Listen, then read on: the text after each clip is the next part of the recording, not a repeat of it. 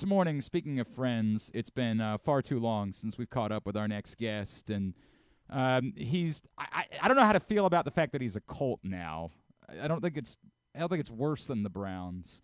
But we're excited for him and the season that he had, and he, of course, was comeback player of the year in the NFL.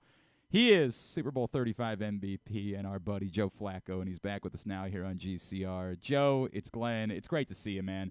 Thank you for taking the time for us. No problem. What's going on, guys? Everything is good, man. Everything good in your world? Yeah, can't complain. So everybody was joking on the internet that like you have to keep playing because you've got too many kids at this point, and it's got to be driving you crazy. Are you forced to do more dadding during the off season? Like, do you have to do all of the dad things while you're home right now? Yeah, listen, there's probably some truth to the people saying that. Listen, my guys, it's funny. I mean, my kids are at that cool age. They want me to keep going. It's like they're at this like little sweet spot now where they kind of can enjoy what's going on, and they're excited about me continuing to play. So, listen, I think we can have a lot of fun and joke about all the dad stuff and dealing with those kids and all that. But at the end of the day, it's pretty enjoyable that I get to do that stuff. So I can't really complain about it. I remember we did the famous event when you had the audacity to say you were good at being a quarterback. Crazy. Why would you ever say that? I remember that she was pregnant with, I think, your first at that time, and I was like, probably, yeah. I was like, hey, yeah. please stay away from my wife because that's contagious. And now I have two of my own. I've got a 9-year-old and a 6-year-old too. So I know exactly how you're feeling. Like they're playing baseball right now, and it's the most fun I could have ever asked for in my entire life. It's just amazing being a dad. Exactly. Yeah, it's a lot of fun. I mean, listen, I thought that at some point I'd be able to kind of, when I put sports behind me, I thought I'd be done with like the game day nerves and things like that you have to deal with. And I'm starting to realize, like, all right, my kids are going to be playing, and I'm going to want them to do well, and I'm probably going to have similar feelings when they start taking the field for real. So, it is a lot of fun. No doubt, man. Joe, here's the thing, though. Like, why does the tour at this point in your career have to be all of the teams that Ravens fans hate? And I know that's what my mom actually mentioned that to me. I'm like completing the little Baltimore trio here, like the team that left Baltimore, the team that came back to Baltimore. Right? I was in Cleveland, who hates Baltimore. I was in Baltimore, where that was my spot. Didn't really think anything about either place hating each other.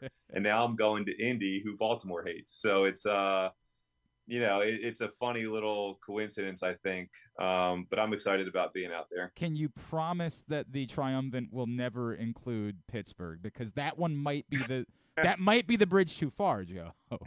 Yeah, well, there's no real connection there besides the fact that rivalry, and we hate those guys. It's too close. It's also like what you learn when you're in Baltimore is because they didn't have a team there because they left and became the Colts. Pittsburgh's not far away from Baltimore, so that's part of what makes that rivalry what it is. No doubt, man. Joe, look, I don't know what else there is to say about this season. It was so joyful for everybody to watch you do this.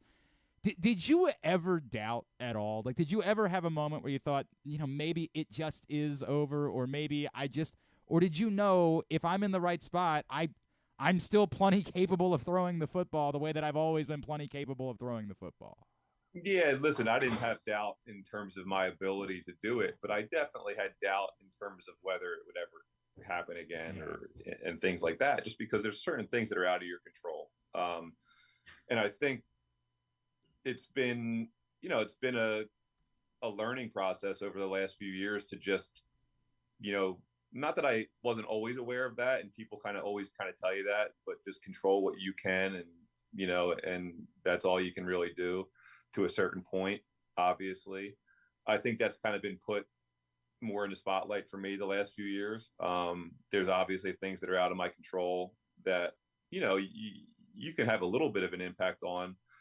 But in order to be ready to go when you may be called on, you can't let it affect you in a negative way. So you have to just stay in your lane and do what gets you ready, and stay consistent with your preparation, and just kind of take care of whatever you can control, so that if you do get called on at some point, then you're in the right frame of mind to go out there and actually compete the way that you want to. So I think that's kind of been my process over the last couple of years, is just trying to fight the urge to, you know, want my situation to maybe be a little bit different, but at the same time being grateful for what it is, and the possibility of an opportunity here and there. Does it require humility? Like I say this, you're a Super Bowl championship quarterback. You're Joe Flacco. Like, you've made an awful lot of money playing this game. Does it require an amount of humility to say, hey, I'll live with the fact that nobody what does it take in order to be able to keep yourself from a place where you're not pissed off, where you don't find yourself saying, like, oh, you want to call me in October? No thanks, I'm good.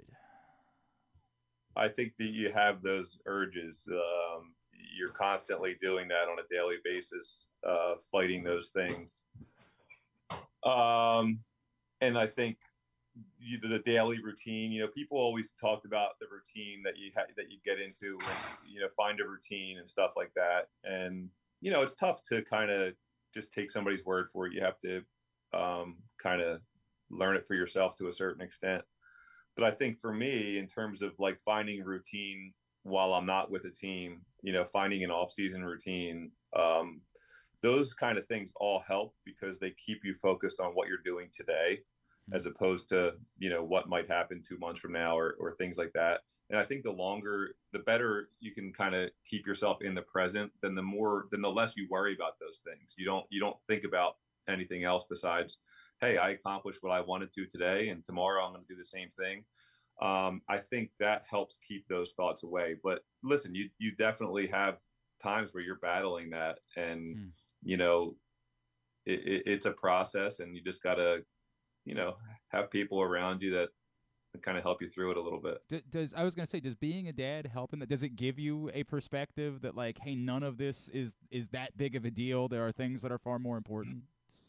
Yeah, well, it is a big deal. It's always going to be a big deal. So that's, Fair. but yeah, I think when you do have other things like that in your life, you can definitely, immerse yourself in that. And there's a ton of value in being a dad, in putting other things in the world in perspective. So it definitely helps. Joe Flacco, of course, is with us here on GCR. Joe, this image and this moment that you shared with Lamar backstage at NFL Honors, as he was winning MVP and you were being honored, and like the look on his face seems so genuine. And I don't know what your guys' relationship has been like over the years, but can you tell us a little bit about like what that moment meant for you, and what it's been like for you? Because I know there's still got to be some amount of awkwardness, but like seeing how things have gone for Lamar since the time that you spent together. Right. But yeah, listen, I just saw him kind of walk.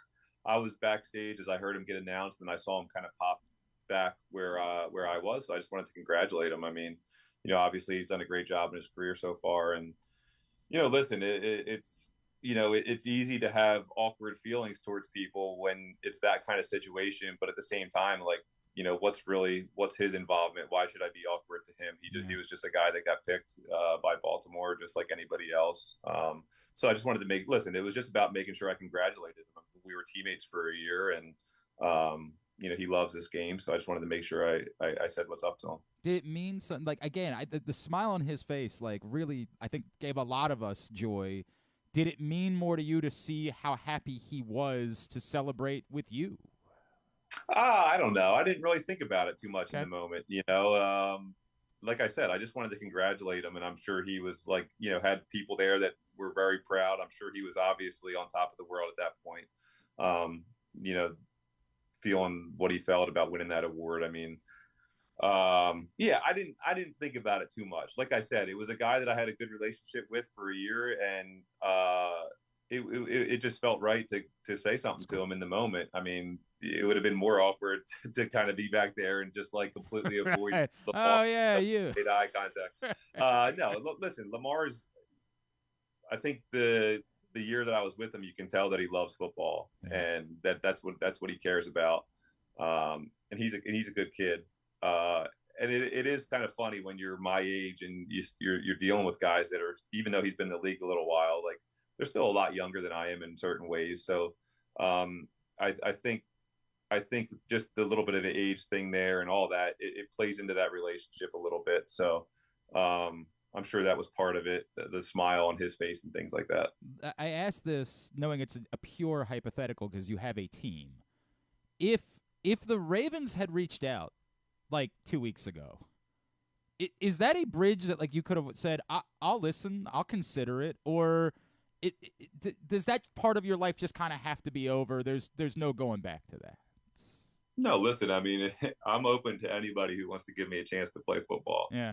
So yeah, listen, I think it's easy to want to have hard feelings towards certain situations and things like that, but I've just been around too long to just it's one of those things that affects you in a negative way, and I don't want to affect myself in a negative way. I want to be as positive as possible and give myself the best chance to be successful moving forward. And when you're holding that kind of stuff with you and you're carrying that around,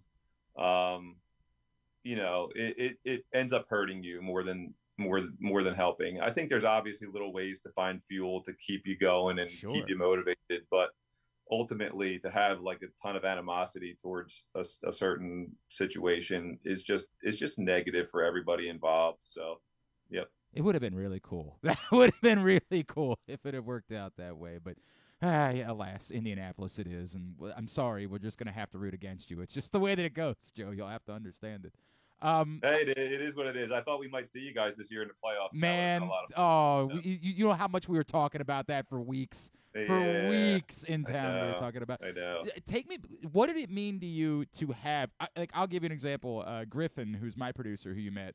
Like for Christmas this year, I got him a Joe Flacco Browns T-shirt. He was so excited about you and playing, and it's not like he can be hung up on the wall. I mean, to be clear, and the Griffin would say, like, it's not like he wasn't rooting for the Ravens first, and we all know, like, everybody in Baltimore would have been rooting for the Ravens, but the love that you felt from Ravens fans as you were playing in Cleveland, what did that feel like? How much of that did you get to feel, and what did it mean to you? Yeah, the whole situation was strange, just from both sets of fans. I didn't get to feel a lot of it from Baltimore, obviously, because I was in Cleveland. But just being on here today and listening to you say that, it's really cool. I mean, it obviously as a player you want to make an impact, and you want to, be that kind of player and stuff like that. So I have interacted with some people from Baltimore, and just to hear you say that, it means a lot. I think every player would say the same thing. The fans make this game, so anytime you can make an impression on them and they can kind of root for you, even though it may not be what's typical for them, it definitely means a lot as a player. So it's definitely good to hear that. That's really cool, man. It was really, really cool. So I asked this, like, everything's going to be, whenever you do end up retiring, and at this point, I'm starting to think you're going to try to match Brady. Like, that's not in your mind, right? Like, you're not trying to push to outlast and say, I played to 47, no, he could only get to 46. No, but, it's more just a personal thing. It's like, hey, I feel like I'm still in shape and ready to go. Yeah. So I owe it to myself to do it. And also, I love playing this. I don't want to have to go find something else that I love because I don't know if there is anything else. So I'm going to continue to do this while I can. It's so funny you say that because I constantly talk about it with guys. Like the number of times that a player has said to me, dude, when it's over, it's just over. So do it. Yeah, it's over. Yeah, for as long as you possibly can. And I respect that because it really is just over at that point. But whenever it is over, I think it is important to us to know, like, are you going to be okay coming back and, like, being celebrated by the Ravens and being – a Ravens legend and being honored, like, will all of those things be a part of your life down the road whenever that day comes? Of course, I'll be okay with it. Okay. I can't speak for my children. It's funny because when I was in Baltimore, they were just so young. Yeah. They quite grasped the concept of what I do yet. So now it's like, man, they jumped on the Browns bandwagon hard. They were on the Jets. Now they're already asking for the Colts hats and sweatshirts and things like that. But yeah, of course. Listen, I've built so many relationships in that building. So many great people, coaches, and every single person in that building. And then obviously the fan base and the community. It was home for 11 years. So and it's very close to home. I have a lot of friends that go back there and do all those things. I mean, there was part of me that was jealous a couple years ago when they got to all come back for the The Super Bowl. anniversary. Yeah. Because it was just cool to see all those guys get together. And I was obviously still playing and happy about that, but it was cool to see all those guys get back together. So yeah, at some point I'm going to be excited about those things. I love that. I've seen you been hanging out. Like, you're not becoming. So today the NCAA tournament gets underway. Are you like a BYU fan now, just because of Dennis? Like, has it become like a transitive thing where you have to root for them against Duquesne? You know what? They gave me a pretty good reception when I was out there for the game with Dennis and Austin Collie. I wouldn't say I have any ties to BYU besides those guys. I tend to be friendly with the Mormons that I play with. But yeah, dude, listen, it was a lot of fun going out there. It's been a long time since I've been to a college basketball game, and to be able to take our kids and go enjoy it, it was pretty cool. Do you have, like, if I know Delaware obviously is who you would root for, but do you care at all? Like, this tournament tips off today, do you fill out a bracket? Do you just go about your day and say, I don't, this doesn't interest me in any way? Yeah, Mike Campanero actually texted a group of us like, hey, fill out my bracket. And then my kids want to do it too. And so I did fill out a bracket. I ended up picking Houston. I have no idea anything about college basketball, but that's kind of how it ended up. It would make Tyus Bowser happy if it worked out that way. There you go. So we got that. Soccer. Where did this come from? This, like, when we saw this, we were like, what? What is this all? Were you just asked a question? You're like, all right, sure, whatever, or will this be like the next, Wrexham thing, and we're going to see you like doing the Ryan Reynolds thing as a soccer owner moving forwards? Listen, I don't think any of us are nearly as famous as Ryan Reynolds. But yeah, so Matt Burke reached out, and I just thought it was a cool opportunity to be involved with something with friends. My name is Flacco. I'm about half Italian, but I'm also half Irish. So just kind of celebrate the other part of my heritage. And, I just figured it'd be something fun to kind of be in with the guys. St. Patrick's Athletic is the name of the club. Are you like, do you want to try to get over there for a match? Do you want to like try to be involved? I think at some point we'll try to get over there for a match. I think that would be a lot of fun. That would be cool. That's the part too where like now you have something to root for and be interested in beyond all that. I think that would be really, really cool.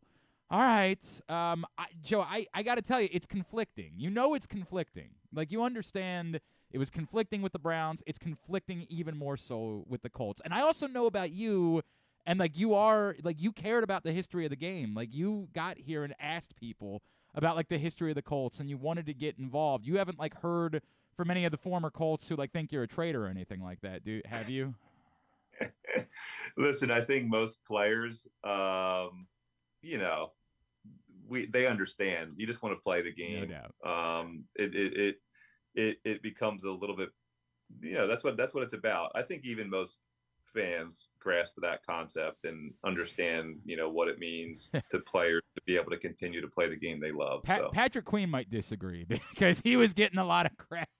I bet he went to Pittsburgh and got a lot of stuff. Man, everybody. Yeah, guys, it happens. It's just the way it works. It's funny because the organizations, listen, you're loyal to each other when you're with each other, and it doesn't mean that when you're not with each other you don't have that respect and friendship and all that. But at the same time, like, the organizations are just as involved as the players are in these decisions, and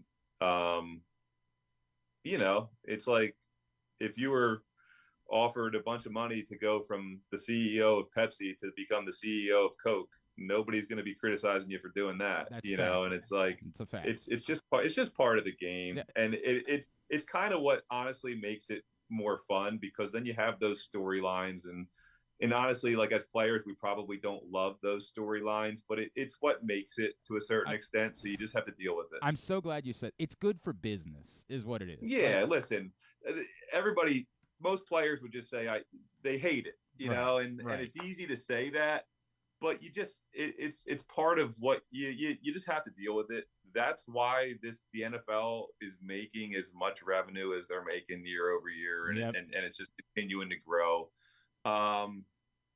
So I know. It's part of it. Everything you just said, like, dude, if you guys had ended up in Baltimore for a playoff game, it would have been pandemonium. It would have been bedlam. And for you, you'd have been like, dude, I got to get ready to play a football game. Like, yeah. Listen, I mean, this year everybody wanted to talk about how old I was, and I could care less. Right. I don't think I'm that old, but it's a storyline, and it was mostly it was kind of spun in a positive way. So like, hey, run with it. I don't care. It's almost as silly as like asking if you're good at playing football. Like it's almost as silly as some dude. I have to tell you, it was my favorite thing ever when NFL Films sent me the DVD of what you guys had done for the Super Bowl video, and they let me screen it before they aired it the first time. And when you said it, it's kind of a stupid question. I was like, yeah, I know that. I know it is. And that's why I couldn't believe that the people were so the audacity. I think that's part of the thing that players like with the media. Yeah. The thing that's hard for players is that you want to be honest, but at the same time, you're thinking about how you can't. Yep. You can't be completely honest. Yep. And then depending on what you guys want to get out of us, that we can't be completely honest. So you can kind of lead us in a direction to say some things that even though we don't want to get in trouble, we get in trouble because just by you guys asking us the question, that we have to answer a certain way. And even if we don't answer that way, well, that's even better because now we just told the truth and oh my gosh. So I think when you think of it, it's going back to it. Like you just have to deal with it and understand it for what it is. But like, it's like even the post game interviews, like there's such a fun and interesting thing to me because it's like you guys, everybody knows that like the 100% truth is not happening. Yep. From either side. Yep. You guys are, you're asking questions to try to get certain answers, and we're trying to avoid maybe giving those certain answers. And then those things that go get printed and talked about like they're 100% truth. And it's one of those like little games that I don't think you ever really master. And it would probably be a lot easier if you knew everybody's true intentions and all that, but it is what it is. Joe, truthfully, it's one of the things that I really always love. It's so funny because I'm sure you remember when your dad like jokingly called you painfully dull, and everybody ran with that. And I was like, every interaction I ever had with you was the exact opposite of that. Like the funny thing is like that's just like him taking a little jab at me like in a funny way. Like he knows I'm not painfully dull, but at the same time he knows that I'd probably describe myself as painfully dull. You know what I mean? Like, and I don't care to let it's almost like that little sarcasm that's part of the humor that you don't necessarily get when then if somebody wants to write a bad article about that, they can, when in reality it could have been a great article about how just whatever. I don't care that you call me painfully dull. You know what I mean? Like you can write whatever you want about that. And it's not necessarily the truth that ends up prevailing in the article that ends up being written. Dude, I can't tell you how happy I am for you. Seriously. It was one of the best things about football this year. And I just love the fact that you are still enjoying this and living your life and doing what you want to do, man. I can't wait for the day where you'll be back here and you will be celebrated and you will be, your place in Ravens history will be recognized for forever, and everybody here is appreciative of everything you did, man. Congratulations. All right, guys. Yeah, I appreciate it. I say best of luck, but I only kind of mean that, right? Like you understand. Yeah, well, we don't play each other this year, right? Only in the playoffs. If we're both in the playoffs. Here we go. Joe, thank you, brother. Appreciate you doing this morning, man. All right, guys.